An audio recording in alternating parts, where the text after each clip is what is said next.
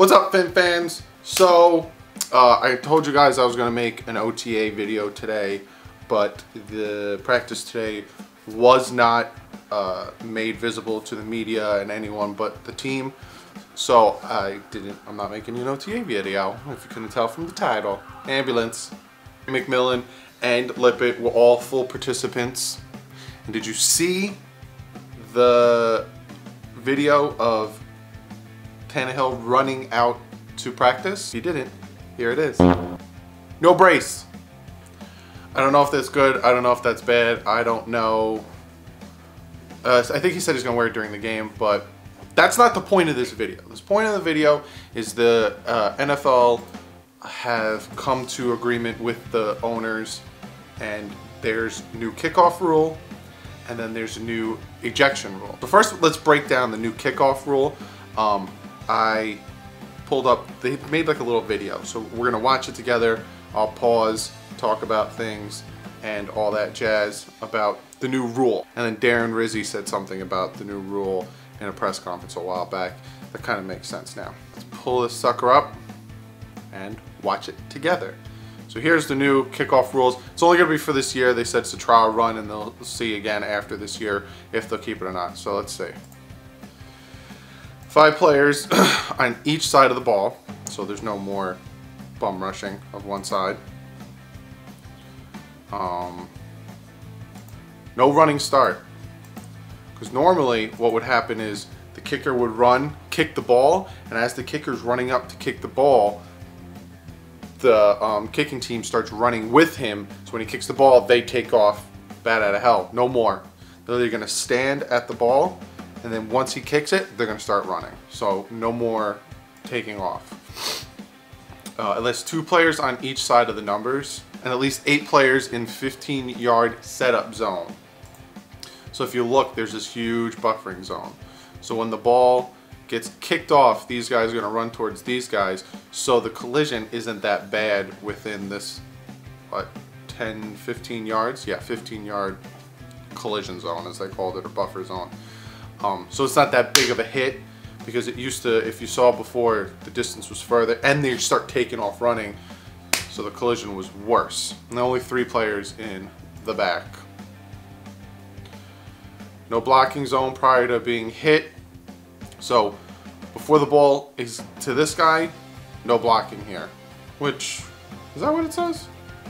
No blocking zone prior to the ball hitting ground or being touched. Yeah, so before this guy can touch it or the ball hits the ground, no one can block in this zone. But once these guys cross this line, they can block. So essentially what's going to happen is these players are going to stand at the 50, wait for them to come, then they're going to block them. So again, it kind of negates the impact, I guess. And finally, I think this is going to say no more wedge blocking. Yeah, no more wedge blocking, no more 2-on-1 blocks. It's just going to be a 1-on-1 block. And that's the new kickoff.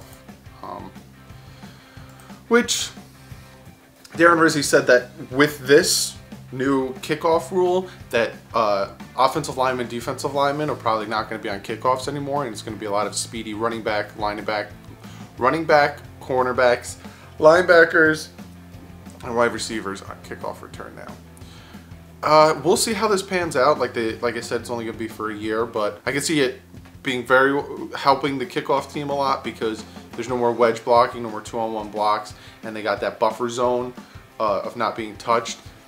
So I don't see a lot of kickoff. I think the kickoff return for touchdowns is going to go down, and I also think that might hurt the NFL. So I don't know if this will stick, because you know the NFL likes their touchdowns, but they also don't want injuries. I don't know. How do I feel about the new rule? Dolphins never really returned kickoffs for touchdowns, so it never really fazed me. Like, we weren't ever really good. 2016 we had, what, 1 punt and 1 kickoff return for a touchdown. Other than that, it's like few and far between, so I'm indifferent about it. The next thing they voted on was that if a player's being ejected because you get 2 unsportsmanlike conducts and then you're out, that is now being able to be reviewed. So, because I honestly saw a lot of like antagonizing from one side or the other, which would cause unsportsmanlike conduct penalty, which then would cause, like, you would obviously do it on purpose to get the guy out. Now it's reviewable, so you can see, like, did he throw the first punch? Did he throw the first punch? All this shit. Hopefully it doesn't happen that often because it will slow the game down. Do I like that they changed it? Again, if it doesn't slow the game down, yes, because then all this BS of the first guy throws the punch but the ref didn't see it and then the other guy retaliates, then he gets kicked out, is shitty. So I don't mind it. And then finally they talked about the helmet, use of the helmet. So if you look here, the ejection standards. So this is what they came up with. Player lowers his helmet to establish a linear body posture prior to initiating and making contact with the helmet. Players delivering the blow had an unobstructed path to the opponent. Contact was clearly avoidable. Players delivering the blow had other options. So essentially they don't want helmet to helmet anymore. They don't want you to duck down and pop somebody anymore. They want you to find a different way of breaking tackles.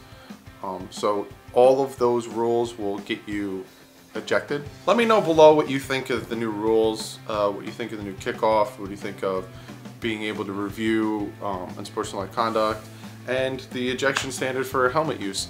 Let me know what you guys think. Also, just a quick little tidbit I'm going to chuck in there. Mychal Kendricks is now a free agent from the Philadelphia Eagles, linebacker. Dolphins don't have the money to sign him until June 1st, but the Eagles also designated this cut for June 1st cut, which means they don't get their $6 million until June 1st. Why does that matter? It doesn't, but I thought I'd let you know. Will I like to see the Dolphins sign Mychal Kendricks? Yes. Will they? I don't know. They have to wait till June 1st, which is next Friday. I don't know. Someone's going to scoop him up. He's a decent linebacker. And to have Kiko Alonso, McMillan, and then Kendricks, we'd be set. I would not worry about linebacker anymore. And the only thing on the team that would scare me is defensive tackle. We would be set. So yes, Miami, please try to sign this man. There's also talks of the Dolphins a year back trying to trade for him. Even when the Ajayi trade happened, I heard that there was talks of trying to get Kendricks back. Please sign him. Other than that, comment below. Hit the like button if you like this video. I will be making a video tomorrow talking about the day 2 OTAs when we actually get to see how everyone's performing. Again, it's no contact, no pads, but it's just good to see coverage guys and how Tannehill's moving in the pocket and all that jazz. So I'll make a video tomorrow. I'm going to make why you shouldn't be optimistic for the 2018 Miami Dolphins season, because yesterday I made why you should be optimistic. So make it even Stevens, you know what I'm saying? But like I said, hit the like button. Comment below. Let me know what you think of the new rules. Let me know if you think the Dolphins should sign Mychal Kendricks. Let me know if you think the Dolphins will sign Mychal Kendricks. Hit that subscribe button if you haven't already. Also, Twitter. Follow me on Twitter. I've been tweeting like crazy today because there's a ton of news, especially all the images of everyone running out to the OTAs. It felt good to see Tannehill back out there and everyone wearing their new practice jerseys. Twitter, obviously I already put it here. Also, don't forget to subscribe to my second channel, The Bit Boys. If you subscribe and then comment on any video, any type of comment, I will send you a free wristband. So if you like free wristbands and you want, I'll put a picture here. If you want one, just go check out The Bit Boys. Subscribe if you like. If you don't have to subscribe. Just check them out. At least do me the favor checking them out. Other than that, like usual, I'll see you guys tomorrow. Things up. I am going to make a video. This is a two-parter. First part is why we should be looking forward to the 2018 season and why we should be optimistic about these Miami Dolphins. So I made a list of all the reasons why. I have a good amount.